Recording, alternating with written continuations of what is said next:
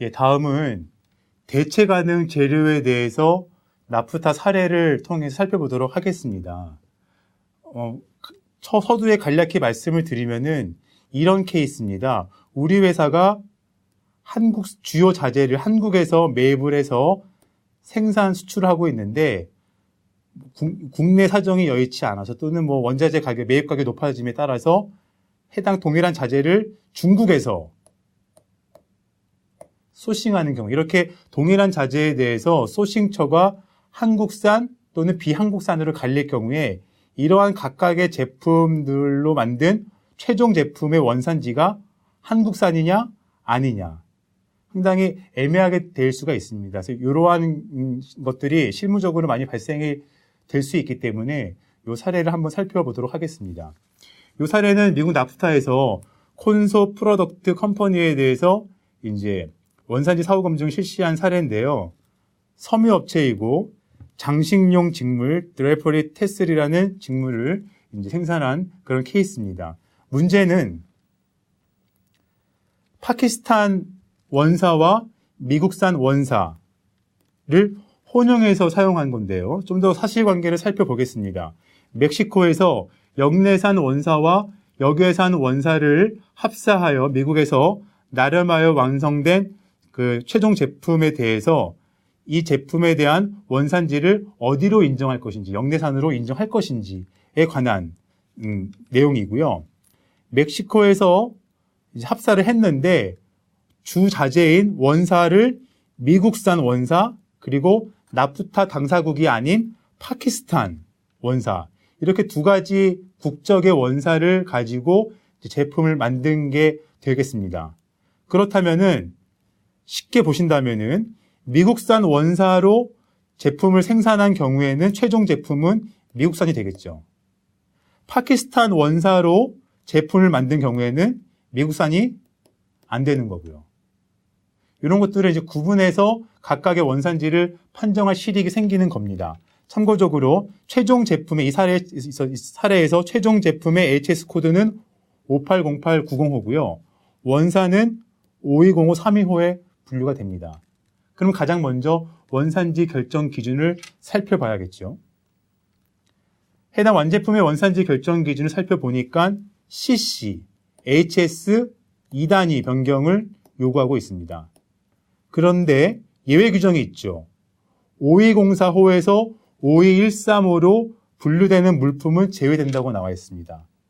이 얘기는 3번 변경 HS 2단위가 되더라도 원자재가 여기에 속하면 안 된다는 거거든요. 원사가 520호, 이 예외 규정에 해당이 되죠.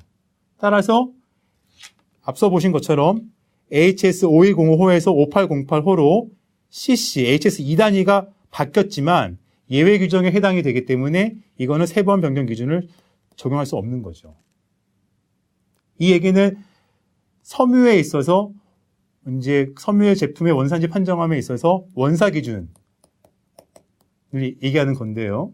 3번 변경 기준을 충족하더라도, 그러니까 비영내산 원사를 수입을 해서 3번 변경이 된 경우에도 원산지를 인정받을 수 있는 것이 아니라 반드시 영내산 원사를 쓰게끔 되어 있습니다. 따라서 미국산 원사를 쓴 경우에만 이것은 이제 원산지 판정을 이제 충족하는 거고요.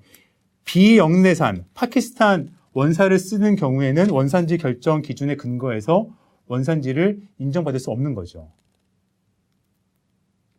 그렇다면 실제 생산 공정은 멕시코에서 있었기 때문에 미국과 멕시코는 나프타 당사국이고, 따라서 미국산 원사를 가지고 멕시코에서 합사해서 미국으로 보냈을 때에는 누적 기준을 적용할 수 있습니다. 그리고 파키스탄 원사와 미국산 원사는 동일한 자재이고 각각의 경우를 사용할 때 원산지 판정 결과가 각각 다르게 나올 수 있기 때문에 이것이 바로 대체 가능 재료 관련 규정인 것입니다.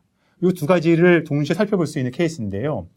사후 검증의 순서를 보시면 가장 먼저 이 제품은 원산지 결정 기준에 있어서 3번 변경 기준 CC를 규정하고 있기 때문에 가장 먼저 원산지 결정 기준을 충족했는지 여부를 보셔야 되는데, 앞서 보신 것처럼 파키스탄 원사를 쓴 경우에는 3번 변경 기준을 충족하지 못하죠. 예외 규정 때문에. 원사가 영내산 원사가 아니기 때문에. 그렇다면은 이 회사는 미국산 원사를 쓴 경우와 파키스탄 원사를 쓰는 경우를 각각 구분해서 원산지 판정을 해야 됩니다. 그렇겠죠. 미국산 원사를 쓴 경우에는 미국산 제품이 나오는 거고 파키스탄 원사를 쓴 경우에는 미국산 제품이 안 나오는 거니까. 앞서 말씀드린 것처럼. 대체 가능 재료란 상업적으로 호환 가능하고 본질적으로 동일한 특성을 갖고 있는 경우에 대체 가능 재료로 이제 인정을 해주고 있습니다. 본 사례를 보시면 파키스탄 원사와 미국산 원사가 상업적으로 호환 가능하고 물성도 동일한 제품들이기 때문에 대체 가능 재료로 인정이 되는 겁니다. 앞서 보신 화면에 보시면 이 파키스탄 원사와 미국산 원사는 실제 제조 공정에서 구분 없이 혼용 사용되어 있다고 나와 있죠. FTA 규정을 보시면은 대체 가능 재료로 인정을 받기 위해서는 회계적인 재고 관리 방법을 일정한 요건을 충족해야 된다고 나와 있습니다. 이 사례에 있어서는 재고 관리 기법으로 선입선출법을 사용했는데요. 예를 보시죠. 1월 1일에 미국산 원사 1000파운드를 수입을 했어요. 그리고 1월 3일에 파키스탄 원사 1000파운드를 수입을 했습니다. 그리고 나서 생산해서 1000파운드를 수출하는 경우라면은 이 수출한 1000파운드에 사용된 원사는 미국산 원사로 사용된 거죠. 선입선출법에 의해서.